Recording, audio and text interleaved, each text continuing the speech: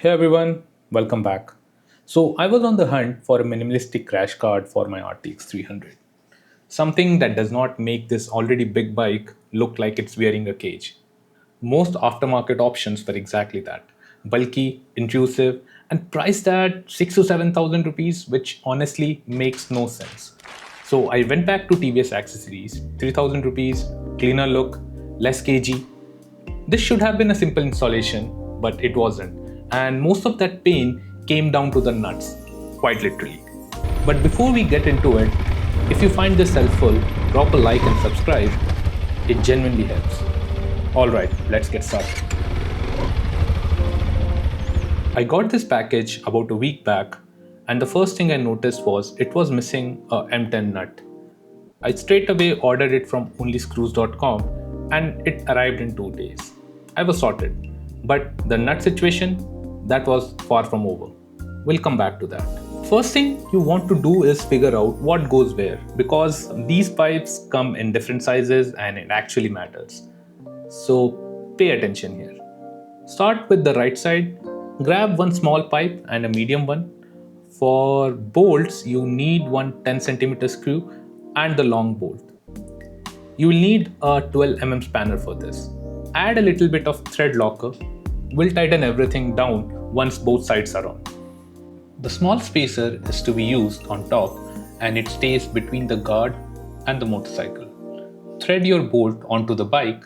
Now thread your longer bolt through the guard, spacer and the bottom hole in the motorcycle. Post installation, it should look something like this. Now same process for the top bolt on the left side. The lower bolt is where an extra pair of fans would be nice, but you can do it solo. Just stretch your back before you attempt it. You will need two 17mm spanners here. I'm using one spanner and one adjustable wrench. Alright, now the part that had me going in circles, the connecting rod. The nuts I received in the TVS package had end limiters on them, meaning the bolt would only thread in to the length of the nut and stop. So when I tried placing the rod over the side guards, the bolt wouldn't tighten all the way and everything stayed loose. Obvious fix was place the rod underneath instead, but anyone who has dealt with crash guards will immediately spot the issue. The moment the front suspension bottoms out, the rod is going to kiss the fender hard. At that point, I was tired and I came back home, but I kept turning it over in my head and then it clicked. The nuts were the problem from the start. Wrong hardware in the box, I guess. I happened to have spare nuts without the end limiters. I swapped them in and everything fell into place. The rod sits over the guards cleanly and is raised just enough.